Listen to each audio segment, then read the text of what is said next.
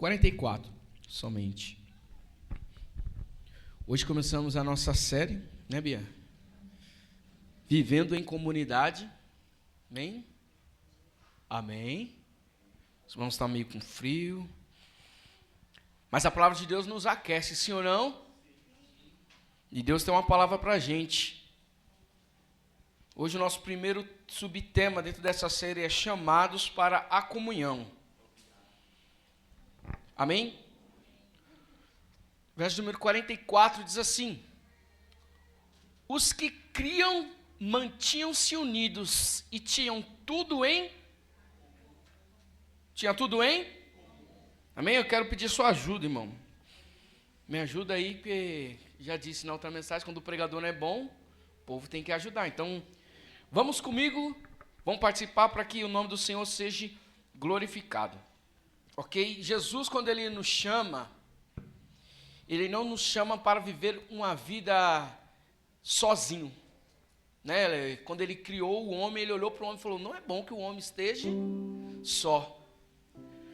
Porque Ele conhece a gente, Ele sabe que a gente ele só encontra satisfação quando vivemos em comunidade, um com os outros. Ninguém é feliz sozinho. A gente pode até chegar até um certo ponto, mas nós vamos mais longe acompanhado de alguém. Nós vamos mais longe com alguém do nosso lado, presbítero Clóvis. Porque Deus, Ele sabe que a gente precisa de alguém. Sim ou não? Tá frio, tá ou não tá? Quem aqui trabalha fazendo costura? Ninguém, irmão. Ou seja, você precisou de alguém para fazer uma blusa quentinha para você hoje, senão você estava com frio. Porque ninguém é autossuficiente em si mesmo. A comida que você comeu hoje, o pão não foi você que fez, ou foi? Não foi. Alguém fez o pão para você ir lá e comprar. E você só teve dinheiro porque você trabalhou para alguém. Sim ou não? Ou seja, nós dependemos do outro para realizar tarefas do nosso dia a dia. Então a vida cristã, Deus nunca planejou para que a gente vivesse ele de forma isolada. Deus fez para que a gente vivesse em comunhão com outras pessoas. E Jesus, ele era suficiente em si mesmo. Jesus, ele era Deus, ele era Senhor 100% homem, mas também 100% Deus. E mesmo sendo Deus, ele não quis cumprir o seu ministério sozinho, não. Ele chamou discípulos para fazer a sua obra junto com ele, mesmo tendo todo o senhorio, mesmo tendo todo o poder, mesmo tendo toda a autoridade, tanto na terra, no céu e debaixo da terra. O que ele fez? Ele chamou pessoas para andar do lado dele, porque ele não podia viver sozinho. Ele era o padrão, ele é o exemplo. Então, quando ele inicia a igreja primitiva, ele não só inicia na força do seu poder, mas ele inicia com pessoas, porque a partir dele, pessoas iriam o representar. Então, quando Jesus ele começa o seu ministério, ele começa com pessoas, e pessoas são muito importantes. Então, a ideia de viver uma espiritualidade, não, eu sou crente, eu busco a Deus, eu oro, eu jejuo, como o Clóvis disse, tem uns que oram e jejuam muito mais do que os outros, né, Clóvis? Tem uns que são mais cheios do que os outros. Mas a despeito de ser cheio, ninguém consegue viver uma espiritualidade sadia só. Precisamos uns dos outros. E quando Jesus, lembra quando Jesus chega em Cesareia de Filipe? E ele pergunta para os discípulos, quem o povo aí fora estão dizendo a respeito de mim? O que o povo diz que eu sou? Os discípulos responderam, Jesus, uns estão dizendo que sou o Elias. Outros estão dizendo que sou o Jeremias. Outros estão dizendo que sou um dos profetas. Jesus fala, mas e vocês? Quem eu sou para vocês? Pedro se levanta e fala, tu és o Cristo, o Filho do Deus vivo. Olha só que benção. Aí Jesus falou, Pedro, não foi carne e nem foi sangue que te revelou, mas foi o meu Espírito. E eu te digo mais, que tu és Pedro, tu és Petros, um pequeno fragmento de pedra, e sobre esta pedra eu edificarei a minha igreja, sobre esta afirmação eu edificarei a minha igreja, e as portas do inferno não prevalecerão contra ela. Olha só que benção, irmão. É a primeira menção que a gente viu falar sobre igreja, sobre chamados para fora, eclésia, chamados para fora. É a primeira expressão na Bíblia Sagrada de Jesus falando sobre igreja. Só que igreja é estabelecido sobre Jesus. E a igreja ela está debaixo de uma promessa. Só que chamados, ninguém é chamado só. É chamado com o outro, é chamado com o próximo, é chamado com a igreja, é chamado com um corpo. O pastor já disse uma vez aqui que eu não sou o corpo, eu sou membro de um corpo. Eu não sou a igreja sozinho, eu sou a igreja contigo. Eu sou a igreja com você. Eu sou só um corpo, mas uma mão andando... Você já viu uma mão andando sozinha no meio da rua, irmão? Nunca vi. E uma cabeça andando sozinho, um pé andando sozinho, você já viu? É estranho, é esquisito, porque a mão fora do corpo, ela morre. Ou seja, eu sou muito importante sim, no reino de Deus. Eu tenho algo, Deus tem algo comigo que é peculiar, um chamado que é só para mim. Mas esse chamado que é só para mim e é só meu, ele só faz sentido se for para abençoar alguém. Deus me chamou os meus dons, não para mim estar aqui em cima e falar, nossa, como eu falo bonito, como eu prego bonito, e eu massagear o meu ego com esse meu talento. Não, o meu talento, ele só faz sentido se for para te abençoar. Porque Jesus, quando ele veio, ele não veio para si, para uma satisfação pessoal dele. Não, ele veio para abençoar a outros. Quando ele morre, ele não morre por si mesmo, ele morre para salvar a outros, que é eu e você. Então o chamado, o dom e os talentos, eles são únicos, mas ele só faz sentido se ele for operante no meio da igreja para abençoar e edificar a outros. O único dom, irmão, que Paulo vai dizer na carta aos Coríntios, que ele serve para mim, para minha edificação mesmo, é o dom de falar em línguas estranhas. Esse edifica a mim mesmo, e eu devo falar ele no meu particular com Deus. O resto dos talentos, o dom de profecia, o dom de amor, o dom do ensino da palavra, tudo isso é para servir a igreja, é para servir o próximo, é para servir em comunidade. E Jesus, ele estabelece a sua igreja. E ele diz, olha, ficai em Jerusalém. Lembra, ele morre. Ao terceiro dia ele ressuscita. A partir desse terceiro dia ele fica com os discípulos 10 dias ensinando. E nesse 10º dia com que ele vai subir, Giovana, para o céu, quando ele vai se despedir dos discípulos, ele chama os discípulos para dar as últimas instruções. E as instruções dele é, ficai em Jerusalém. Até quando, Jesus? Não saiam, não preguem, não evangeliza, não impõe as mãos sobre ninguém, até que do alto sejais revestido de poder. E Jesus, ele fica esses 10 dias e sobe no 10º dia. Com 40 dias depois, irmão, a gente acha que o poder de Deus vem quando a gente quer, né? Jesus, o Senhor falou, morreu, ressuscitou, te vimos. Agora o Senhor disse que o Senhor faria da gente pescadores de homens. Agora o Senhor vai voltar para o céu e agora chegou o momento da gente, Jesus. Não. Fica trancados, reunidos, orando, buscando a minha presença, até que do alto sejais revestido de poder. E eles se reúnem porque a descida do Espírito Santo, ela não desce só para o Pedro isoladamente. Ela não desce só para o João isoladamente. Embora foi homens exemplares, homens de Deus, cheios da unção. Mas o Espírito Santo não veio quando eles estavam orando sozinhos.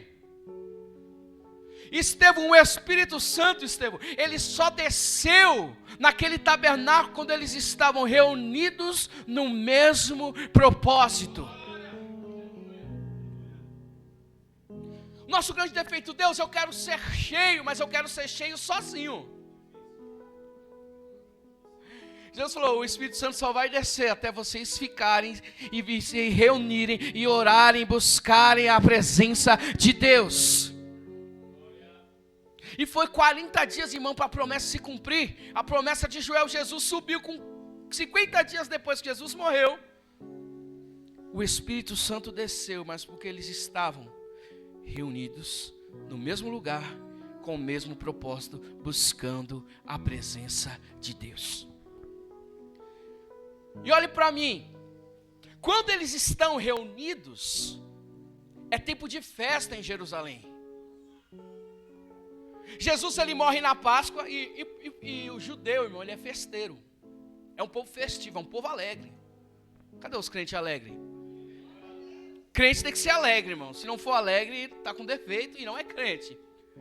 Um atributo que todo crente tem que ter é alegria. E o judeu, ele era festeiro. Se tinha festa em Jerusalém, saía judeu de tudo, qualquer canto do planeta, irmão, e ia para Jerusalém para festejar. Sabia disso? Deixava o serviço, deixava o trabalho. Não, vamos para Jerusalém porque lá tem uma festa e é tempo de festejar, é tempo de adorar o Senhor. Então, Jerusalém, ela estava povoada, porque havia a Páscoa e Jesus morreu na Páscoa. E era uma festa que já existia antes de Jesus. Lembra quando ele sai lá do Egito? Ele estabelece a Páscoa. Então, quando Jesus morre, as ruas de Jerusalém estão povoadas, porque judeu de todo qualquer tipo do mundo está lá. E Jesus morre na Páscoa. Mas 50 dias depois viria uma outra festa, que era a festa de Pentecostes, a festa das colheitas. E quando o Espírito Santo desce também, irmão, as ruas de Jerusalém estão povoadas, porque era a festa das colheitas e já havia gente de todo qualquer tipo naquele lugar. Então, 50 dias depois, após a Páscoa, é a festa das colheitas, é a festa de Pentecostes. Era o tempo propício para os discípulos falar: agora chegou o tempo da gente sair para pregar, porque está cheio de gente na rua. Mas qual que era a ordem de Jesus? É ficar, é orar, até que do alto vocês vão ser vestidos de poder. E como é que faz com ansiedade para pregar, irmão? Não está ansioso para pregar, segura, porque só pode pregar se estiver cheio de poder. Porque o convencimento não é pela autoridade do profeta, mas é pela ação do Espírito Santo na vida do profeta. E eles esperam 50 dias, mais especificamente falando 40 dias após a subida de Jesus. E eles estão reunidos no mesmo propósito. E eles oram, e Lucas vai dizer que se cumpre, irmão, a profecia de Joel, onde ele diz que derramaria do meu Espírito sobre toda a carne. Só que lembra, tem gente de tudo qualquer lugar do planeta. Gente que já aprendeu a falar em outro idioma, gente que já está vivendo talvez uma outra cultura aquém daquela que eles estão vivendo em Jerusalém. Mas o poder de Deus é para quem mora em Jerusalém, mas é para quem mora também em outro lugar. O poder de Deus é para os judeus, mas é também para os gentios. O poder de Deus é para mim e é para você, independente da sua criação. Independente se você é nordestino, se você é paulista, se você é de Diadema, se você é de São Bernardo. Independente do lugar que você é e da cultura que você tem, da educação que você teve. O poder de Deus alcança um e alcança o outro. Isso quer dizer que ninguém é melhor do que ninguém. Nem judeu e nem gentil são superiores um ao outro. E eles são cheios, falam em novas línguas. O povo fica olhando de fora e fala: o que está acontecendo aí? Será que esses homens estão cheios de vinhos? Porque eles estão falando em outras línguas, mas eles são galileus, eles não têm estudo, eles não têm faculdade. Como pode alguém que é indulto, alguém que não tem capacidade, ninguém que entrou na faculdade da vida, falar em outro idioma? Pois é, o poder do Espírito Santo se manifestando no seio da tua igreja. O Espírito Santo começa a batizar com poder e com glória. E o povo começa a observar e começa a se achegar. Pedro se levanta e começa a pregar o sermão totalmente cristocêntrico. E quando ele termina o seu sermão cheio da unção, falando de Jesus, você percebe que o apelo ele não é de Pedro para o povo, é do povo para Pedro. Pedro, o que a gente faz? Porque o crente cheio da unção, um crente que fala de Jesus, não é necessário ele fazer o apelo para ninguém aceitar Jesus, mas a palavra de Deus ela é viva, ela é eficaz, ela penetra entre a alma e o espírito, e é apta para discernir as intenções do coração. Quando Jesus é exposto, irmão, não tem como a pessoa não querer ele.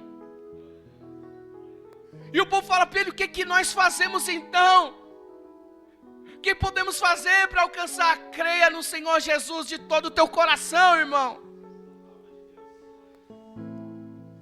Aí chegamos no texto onde nós lemos 2:4-2. Bia, põe lá pra gente, por favor. Vou correr aqui pra gente acabar.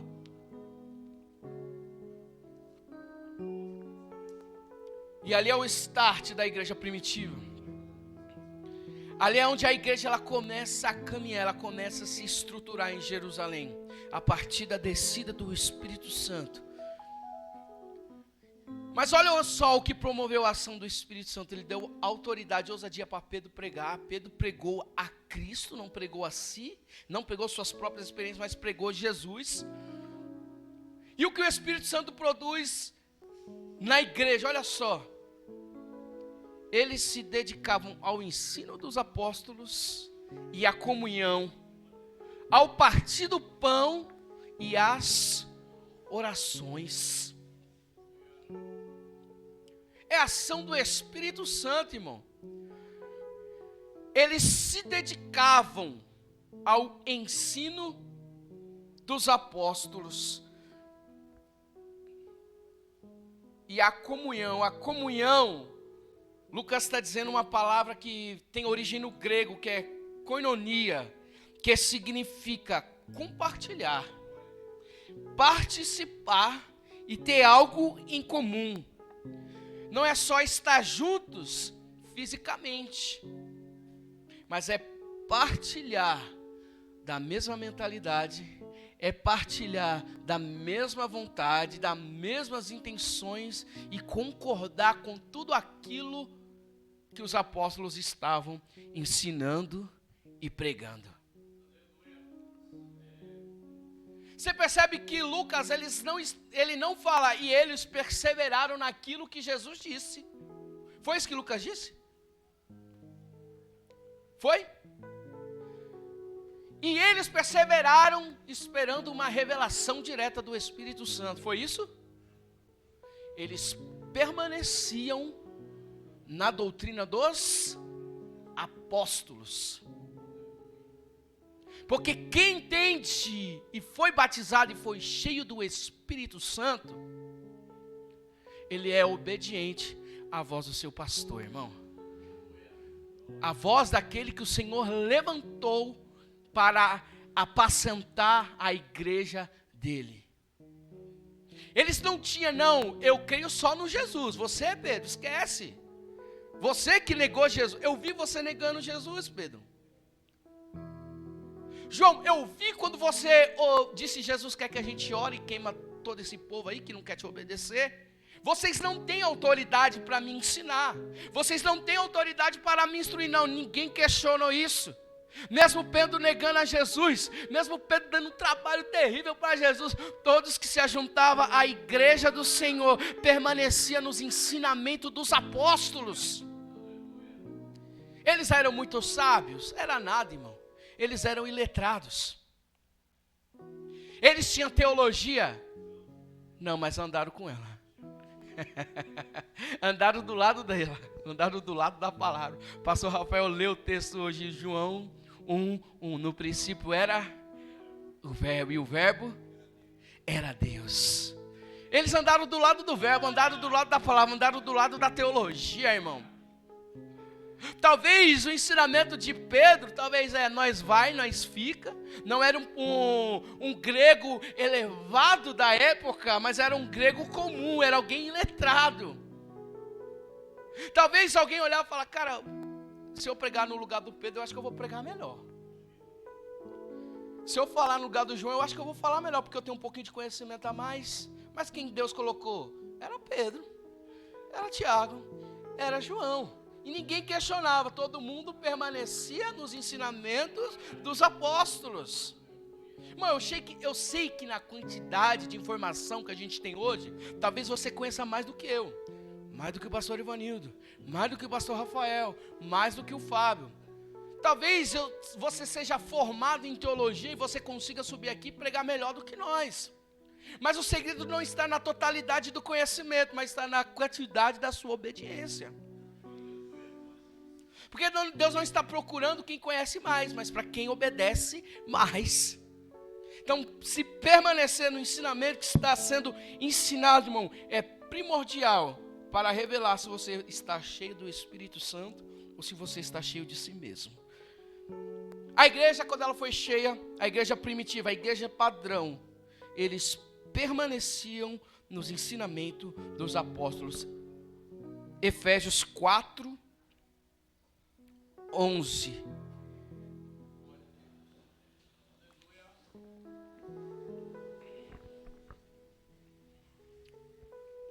Olá. Ele designou alguns para apóstolos, outros para profetas, outros para evangelistas, outros para pastores e mestres, com o fim de preparar os santos para a obra do ministério, para que o corpo de Cristo seja edificado, até que todos, é só alguns, irmãos? Todos alcancemos a unidade da fé e do conhecimento do Filho de Deus e cheguemos à maturidade, atingindo a medida da plenitude de Cristo. Em outras traduções, para que chegamos na estatura do varão perfeito que é Cristo. Olha só, irmão, você entendeu o que o Paulo está escrevendo para a igreja de Éfeso? Que ele estabelece o apóstolo, o profeta, o evangelista, o pastor e os doutores e os mestres da lei, para que você, crente, cadê os crentes? O objetivo, irmão, disso é que nós, os crentes, cheguemos à maturidade e à unidade na fé, até alcançarmos a estatura do varão perfeito que é Cristo. Olha o segredo aí, irmão. Eu queria tanto ser firme na presença de Deus. Eu queria tanto ser maduro, saber decidir a minha vida. Eu queria tanto ser sábio. Irmão, mas você não se sujeita ao ensino. Você não se sujeita à palavra que está sendo ministrada. Paulo não está dizendo, você vai ser super crente quando você orar sozinho, quando você buscar a Deus sozinho, quando você descer na madrugada, quando você subir o monte, descer monte, jejuar, andar com o véu na cabeça, andar todo engravatinho, aí você vai ser um crente maduro. Não, ele falou, quando os presbíteros, apóstolos, pastores usar o seu ministério e pregar para vocês, e vocês começarem a dar ouvido para eles, vocês vão alcançar a maturidade. É muito sério, irmão. Esse negócio de eu sei sozinho, eu busco sozinho, pastor. Esquenta com esse negócio, não. Já sei orar já. Já tenho a IA para me auxiliar e me discipular. Eu pergunto para ela, ela me responde. Eu não preciso mais de conselho pastoral. Se eu tenho um conselho do ChatGPT. Se eu tenho o TikTok e o YouTube, se eu quiser uma pregação, eu só coloco lá. Tudo certo, tem o Enandia Lopes que me apacenta, tem o Augusto Nicodemos, tem o David Leonardo e está tudo certo. A gente só chega, irmão, à estatura de varão perfeito, quando a gente permite se envolver com aquilo que Deus estabeleceu. Porque quem estabeleceu essa hierarquia não foi o Paulo, irmão. Não foi o próprio Deus se importando com a vida dos crentes. Então ele estabelece pessoas para servir no ministério, para te apacentar, para cuidar de você, para te ensinar. E quando eu me submeto ao ensino, eu cresço, eu amadureço, eu alcanço a maturidade em Deus. É por isso que há muita dificuldade hoje, irmão, das pessoas vivendo na unidade, na fé. Porque ninguém quer ser apacentado. Ninguém quer que permite que pastor tire carrapato. Porque tirar carrapato dói. Sim ou não? Tirar o casco, irmão, dói. Mas é necessário para que nós cresçamos na presença do Senhor. E eu falo aqui, irmão, na hipocrisia. Adriano, você fala porque você é pastor. Irmão, eu já tomei tanto cascudo, irmão. Pastor aqui, o Evanildo já me bateu tanto. Se fosse outro, tinha desviado, irmão. A Mirelle apanha também, né, Mirelle? pastor dá uns cascudos nela ali. Mas tá ali, tá crente. Tá crescendo, tá amadurecendo. O nome de Jesus está sendo glorificado, irmão. Então, irmão, quando um pastor chegar em você, irmão, é assim, assim, assado. Mas pastor, eu tô olhando assim. Não, irmão, ouve, obedeça. Obedeça, porque Deus, Ele tem crescimento para a nossa vida. E Ele permanecer na comunhão e nos ensina, na doutrina dos apóstolos. Põe lá no 42 de novo do Atos, Bia, por favor. E a hora está indo embora já, ó. E permaneciam também, irmão, no partir do pão, olha só. Partir do pão, cadê os crentes? Não, é coisa que você gosta, irmão. Partir pão e comer, sim ou não? Sim, irmão, crente gosta de comer. Até o povo lá fora fala, crente come, irmão. E eles permaneciam na doutrina e também permaneciam juntos na comunhão, no partir do pão, no comer junto. Irmão, nós como crente, a gente tem que aprender a comer junto. Porque eu só como com quem eu tenho comunhão. Eu só como com quem eu tenho afinidade. E muitas das vezes essa afinidade, essa comunhão, ela não vem porque em vez da gente abrir porta, a gente levanta muro. Deus, Ele quer com que a gente se relacione. Mas a gente levanta um muro tão alto com o próximo, a gente se tranca dentro da nossa bolha e não permite que o outro se adentre na minha vida.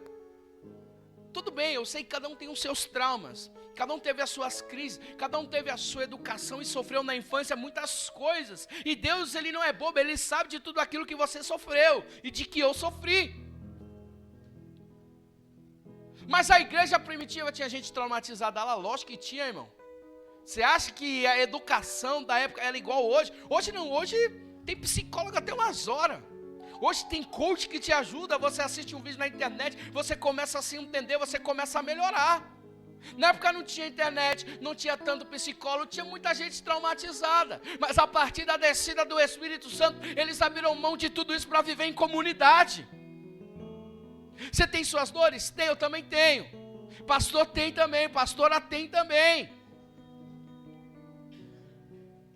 Mas é necessário abrir mão de tudo aquilo que você acha que é razão para você não se misturar e mandar embora, irmão. Manda embora.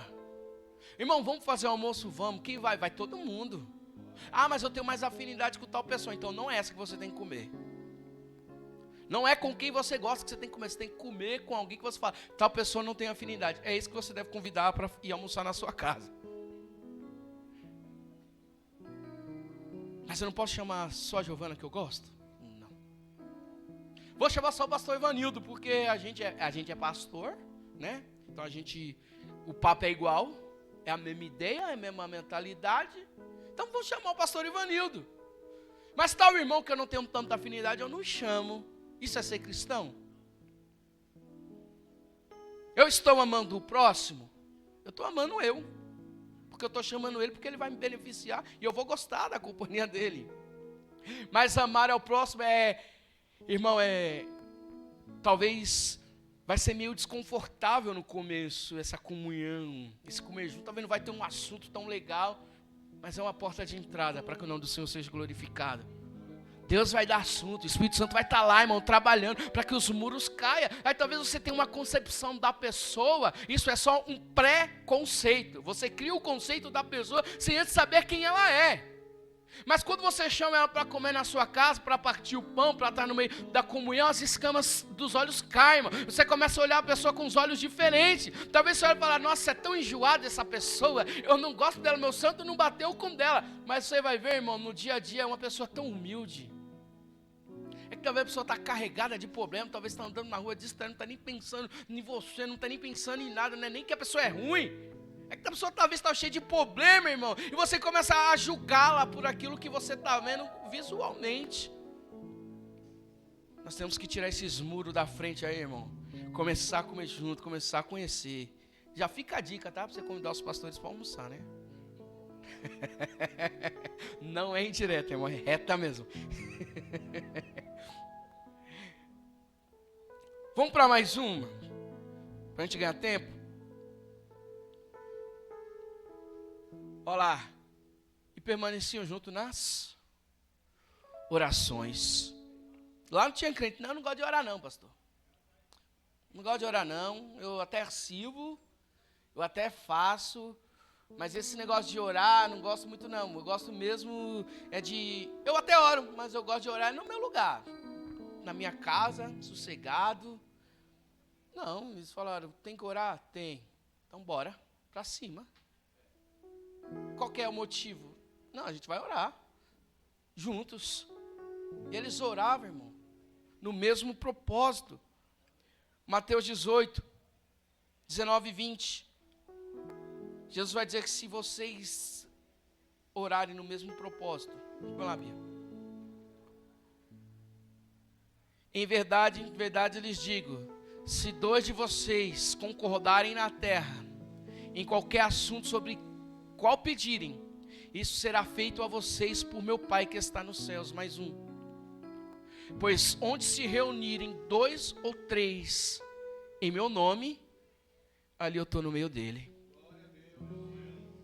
Então quando a gente se reúne para comer, irmão, quando a gente se reúne para orar, em concordância, Jesus falou, meu Pai lá no céu assina embaixo. Tudo que vocês ligarem na terra é ligado no céu.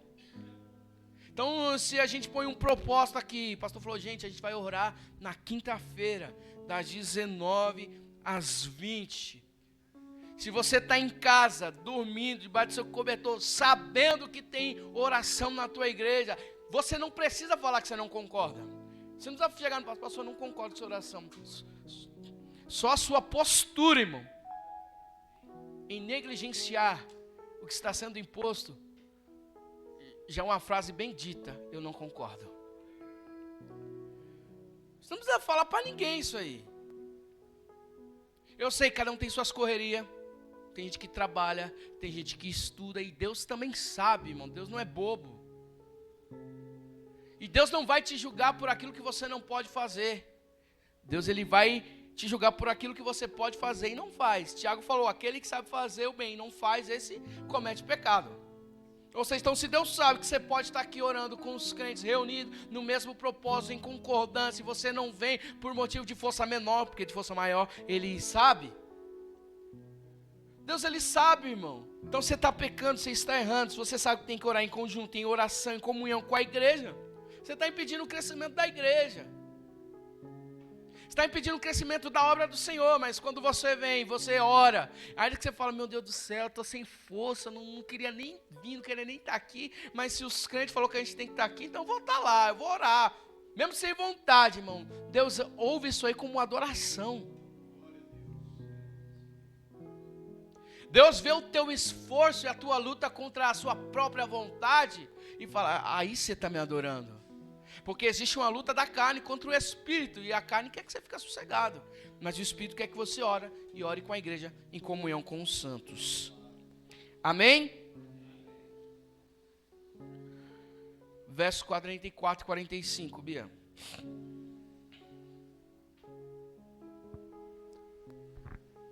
Do Atos. Os que criam mantinham-se unidos e tinham tudo em comum. Vendiam suas propriedades e bens e o distribuíam conforme a necessidade de cada um.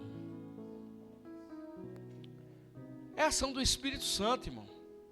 Porque a ação da carne é, eu quero amontoar bens. Eu tenho uma casa, mas eu preciso ter uma outra casa na frente da praia.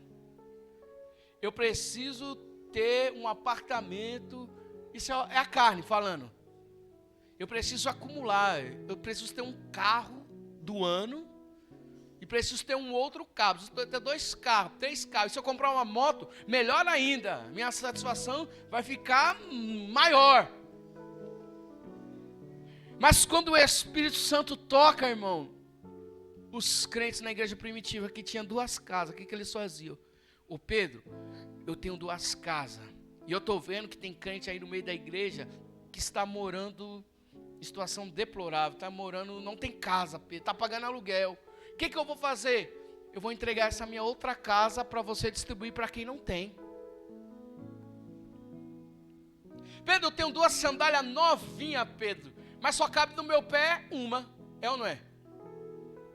Cabe 2 tênis no seu pé, irmão? Não, só 2, só um. Um em cada pé. Pedro, eu tenho 2 sandálias, mas eu estou vendo que tem irmão andando descalço. Vou dar essa aqui para o irmão. E eu vou dar a que eu mais gosto. Porque normalmente a gente dá mais veinha, né? Eu fico com a melhorzinha para mim. E o tênis que está mais ou menos, mais abatido, a gente dá para o próximo, né? Mas a igreja primitiva não, tenho 2 casas, eu vou dar. Eles vendiam as suas propriedades para distribuir com quem não tem. Cadê os crentes cheios do Espírito Santo? Ah, mas eu pensava que ser cheio do Espírito Santo é só falar em línguas, varão. Era só manto e remefly. Não, é vender o que tem e distribuir para os pobres. Isso é uma ação do Espírito Santo. E eles permaneciam na generosidade, irmão. E uma certa feita está lá no mesmo livro do Atos, no capítulo 5. Eu acho lindo que Deus, Ele não é o Deus que olha a performance em si. Ele é um Deus que vê a intenção do coração. Jesus Cristo falou, quando a sua mão direita dá, não deixa a esquerda ver, ou vice-versa. Quando você for abençoar o irmão e você perceber que o irmão é necessitado e você for abençoar, não deixe ninguém perceber que você está abençoando. O Barnabé, no capítulo 4 do Atos, ele vende a sua propriedade e ele abençoa. Só que os crentes olharam e falaram, nossa, que bênção o Barnabé. Só que Barnabé fez isso de coração, ele não fez para se amostrar. Ele fez de coração aberto por conta da necessidade do pobre. Ele vende a sua propriedade e ele lança aos pés dos apóstolos. Mas isso foi louvável, o povo achou e, nossa, que bênção que Barnabé fez. Só que havia um casal, Ananias e Safira, que olhou para o que o Barnabé fez e viu que as pessoas gostou da postura do Barnabé e aplaudiram a postura do Barnabé. O que Ananias e Safira fez? Nossa, eu preciso desse aplauso também. Eu preciso que as pessoas olhem para mim e falem, nossa, como o Ananias é crente, olha como ele tem um coração bom. O que ele faz? Ô Safira, vem cá, você viu o que Barnabé fez? Eu vi, você viu bem? Vi. Você viu que todo mundo aplaudiu a postura dele? E olha, a gente tem um terreno lá também. Que tal nós, a gente vende o terreno, o que nós faz? Pega a quantia, para a gente não ficar sem dinheiro, a gente guarda a metade, ninguém está vendo mesmo. Vamos guardar a metade, a outra metade a gente entrega para os apóstolos para abençoar o povo. Fazendo isso, a gente não perde nem o dinheiro e as pessoas vão, ó, que casal abençoado, exemplo na igreja. E eles vendem, irmão. Lá vai Ananias, todo crente, todo cheio. Nossa, agora eu vou ser aplaudido, olha. Pedrão, é o seguinte, tinha um terreno lá, ó. Vendemos e trouxemos aí para você distribuir para os pobres, porque a gente tem um coração bom, sabe? Mas ele não estava ofertando porque ele estava pensando no pobre. Ele não estava ofertando porque ele queria adorar a Deus, mas ele estava ofertando para ser aplaudido. Ele estava ofertando para que os outros olhassem para ele e falassem, nossa, como Ananias é crente, que coração bom, como eu queria ser crente igual a Ananias e Safira. E ele chega com a quantia, toma Pedro. Pedro falou, cara, é o seguinte, o terreno era seu? Era, Pedro, era meu. Você teve alguma revelação do Espírito Santo? Ananias, vende o terreno, entrega a quantia no altar. Você teve isso? Não teve, Deus não pediu nada para você. Agora, quem você acha que você é para você mentir para o Espírito Santo? Tem gente que acha que está mentindo para o pastor, está mentindo só para o pastor, né? Acho que está mentindo para os crentes, está mentindo só para os crentes, irmão. Você está mentindo para o próprio Espírito Santo, irmão. Pedro falou, e por que você mentiu para o Espírito Santo? Sua vida acabou agora. Ananias cai duro, irmão. Morre. Aí depois veio a Safira, sabia de nada, inocente. Não sabia que o marido já estava morto. Chegou ela, Pedro perguntou, você vendeu o terreno por tal quantia mesmo? E ela já tinha combinado com o Ananias, falou, foi por essa quantia mesmo. Cara, teu marido mentiu, acabou de morrer. E eu vou dizer para você, seu destino é o mesmo dele. Irmão, os que levaram o corpo do Ananias nem tinha chegado ainda. A mulher já estava durando o chão. Eles chegaram, opa, mais um? Leva esse aí também. Mano, tem muita gente morrendo na fé, porque não é generoso de coração, mas é generoso para que os outros vejam. Para que as pessoas me admirem. Então eu vou abençoar o irmão, eu vou ofertar na igreja, eu vou dizimar, eu vou abençoar um e vou abençoar outro, não por amor àquele que está sofrendo, mas por amor a mim mesmo. É o tal do narcisista. O narcisista, ele gosta de si, o Deus dele é ele mesmo. E muitas das vezes nossa postura é postura narcisista. Eu não te abençoo porque você precisa, eu te abençoo porque eu preciso. Muitas das vezes é a postura dos espíritas, né? Eles não abençoam porque tem um coração bom. Eles abençoam porque eles querem ter um espírito elevado. Mas o necessitado, não é eu. É para mim. Muitas das vezes, irmão, tem crente narcisista, sim ou não? Tem. É por isso que muitos têm dificuldade de viver em comunhão. Porque eu não convivo com o outro. Por quê? Porque o outro não pensa igual a eu. Poxa, mas tem que pensar.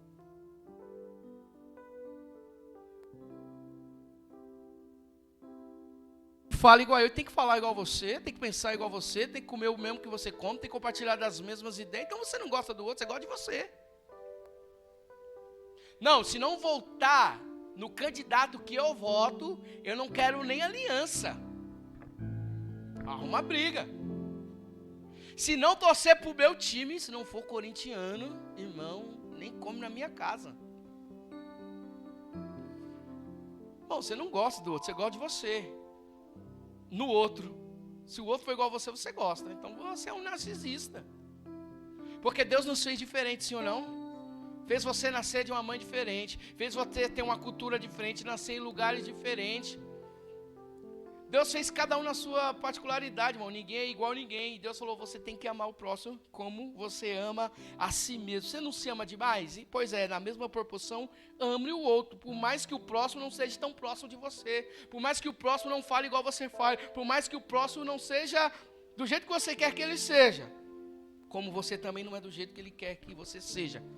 Ou seja, somos todos diferentes.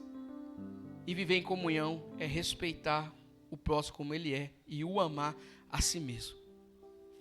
E eles compartilhavam tudo que eles tinham e abençoavam, não para si, mas para abençoar os outros. Ok? Tem mais uns 3 pontos aqui, irmão, mas eu vou para o último, para a gente ficar abençoadíssimo. Verso 46 e 47, Bia.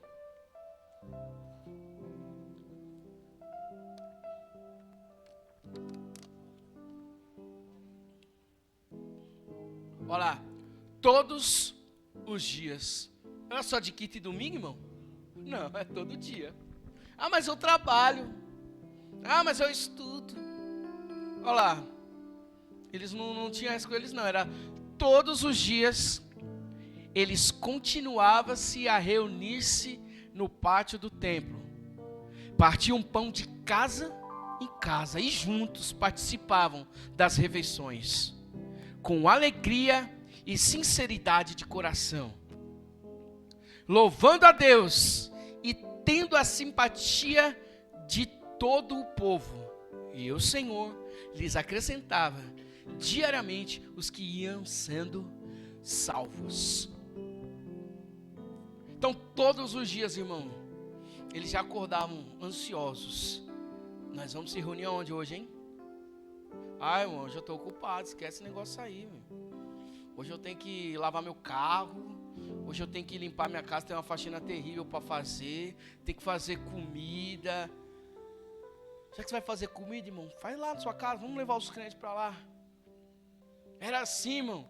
Você vai cozinhar? Vou. O que você vai fazer? Ah, não é muito importante não, é só um arrozinho, um feijão e ovo, eu não tenho muita coisa não. Pois é, não importa o que nós vai comer, o importante é que a gente coma junto. O importante é que a gente esteja unidos. E eles iam, irmão, alegremente. É para comer o quê? É para comer só ovo, mas vamos comer sorrindo, porque a gente está junto.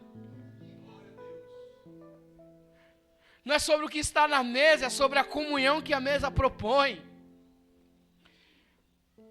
E eles faziam isso com alegria, com sinceridade e louvando a Deus. Tudo eles faziam para louvor do Senhor. E o povo lá fora olhava, nossa, que coisa linda, gente. O mundo lá fora, irmão, todos não tinham o Espírito Santo. Todo mundo guerreando entre si, querendo ter os bens materiais. E eles olhavam para os crentes, e os crentes estavam tudo reunidos. Eles olhavam e viam que os crentes um não tinha mais do que o outro, eles tinham tudo em comum. E eles ficavam admirados, nossa, que coisa linda. Um dia eu vou fazer parte desse grupo. Um dia eu vou estar lá dentro. Mas por quê? Era porque eles profetizavam? Não, mas era porque eles estavam juntos. E todo o povo batia palma, falando, nossa, que coisa linda. E Lucas vai dizer, e o Senhor acrescentava na igreja todos aqueles que iriam sendo salvos. Quem quer ver essa igreja cheia de crente, irmão? Quem quer ver essas cadeiras aqui, um monte de gente sentada aqui, ó, louvando e adorando a Deus? Quando isso vai acontecer? É quando tiver crente aqui, pentecostal, cheio da revelação? Não, tá, a receita aqui é quando a gente se unir. Quando a gente for generoso, quando a gente orar junto, quando a gente permanecer na doutrina dos apóstolos, quando a gente começar a comer junto, ter as refeições junto, o povo vai olhar lá fora, eu preciso ir para aquela igreja, irmão. Eu preciso me converter, eu vejo tão Cristo neles. Ai, irmão, bora começar a se unir. Deus, Ele quer encher esse lugar. Deus, Ele tem bênção para esse lugar. Deus tem salvos que Deus quer trazer para cá, irmão. Como havia salvos que Deus queria agregar naquele lugar, tem salvo que Deus quer agregar aqui. Mas isso só vai acontecer quando aqui a gente começar a se unir. E não é de um cumprimento legal, que a gente vê o irmão, abraça, ai que coisa linda, que coisa maravilhosa, ai aleluia, glória a Deus. Não é sobre isso. Vai mais além das quatro paredes. Amém? Se coloque de pé que eu quero orar com você.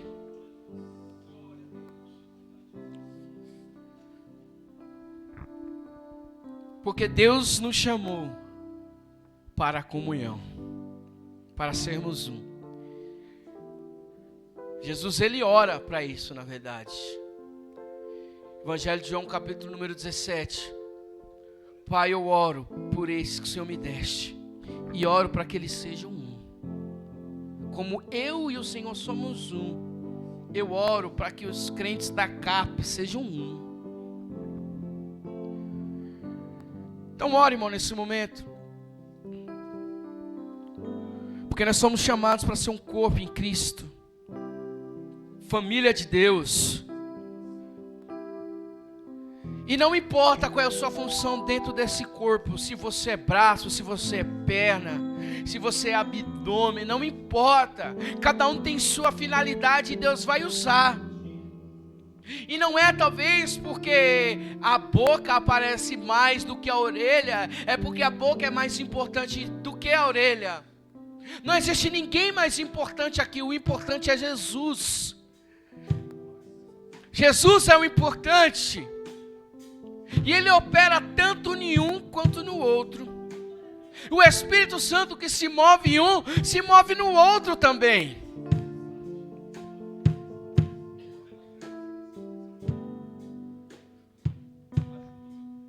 Recebi um novo coração do Pai.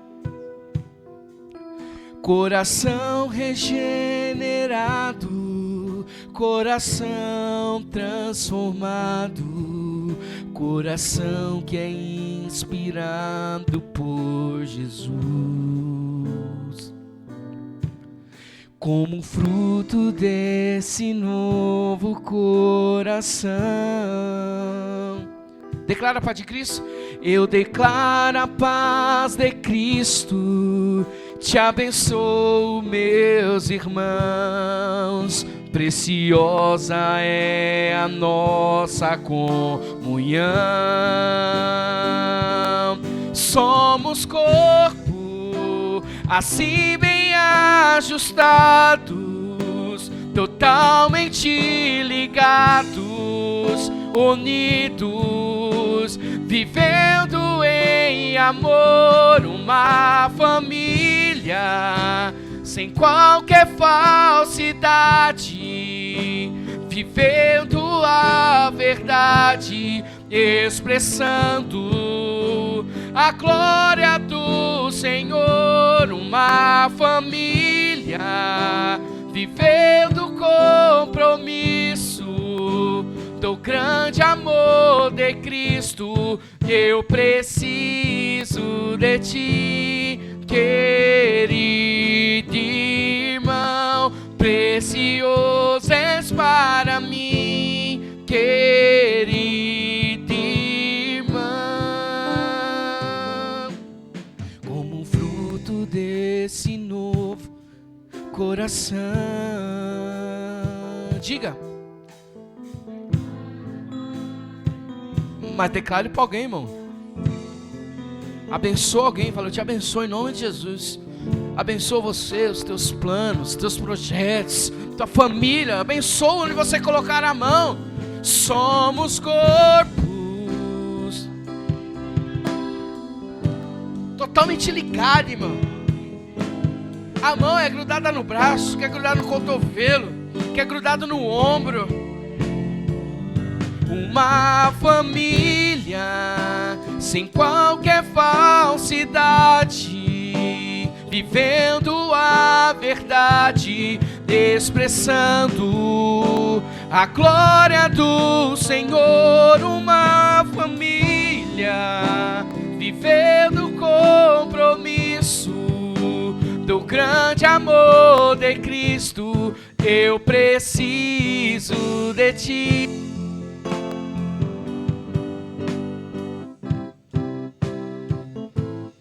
Para mim,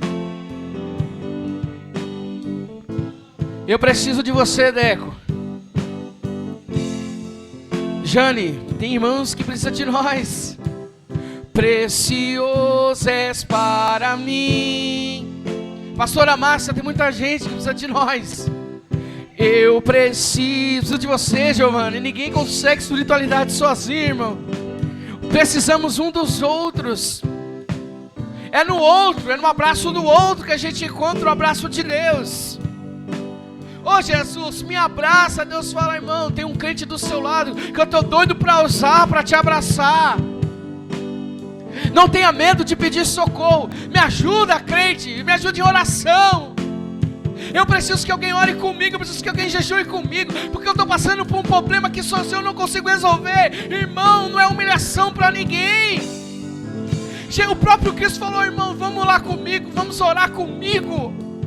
Mesmo que os discípulos não conseguiram orar, mas ele chamou, ele foi humilde. E Paulo falou: que haja em vocês o mesmo sentimento também que houve em Cristo Jesus, que mesmo sendo Deus pediu ajuda, que mesmo sendo Deus não ficou se achando melhor do que os outros, mas muito pelo contrário, ele considerou o próximo superior a si mesmo. Paulo falou para Filipenses capítulo 2: não faça nada por vanglória, não faça nada por ambição, mas faça com humildade, com mansidão, considerando o próximo superior a si mesmo. Irmão, não tenha vergonha de pedir socorro, de pedir ajuda financeira. Sim. Se o irmão não tiver, a gente, sei lá, vamos correr. Um vai dar um pouquinho, outro vai dar um pouquinho. Ah, é de alimento, a gente vai conseguir fazer uma cesta. Ah, mas não é isso, não é físico, é espiritual, é emocional. A igreja está aí para servir, irmão. Procura um homem de Deus, procura uma mulher de Deus para orar com você. Isso é ser cristão. Isso é igreja. Isso é evangelho. O mundo está aí fora olhando e condenando os crentes. O mundo está aí fora olhando e falando: olha lá, é pastor, olha lá, é crente. Não diz que é crente, é o mundo. Deixa que o mundo faz isso, irmão. Nós não, nós aqui dentro nós temos que se unir. Nós aqui dentro temos que se abraçar. Deixa que a acusação é por de fora. Deixa que a acusação é com Satanás. Os crentes não. Os crentes têm que se abraçar. Os crentes têm que se amar. O crente tem que vencer as diferenças. E o nome do Senhor vai ser glorificado em nome de Jesus. Amém, meu pastor?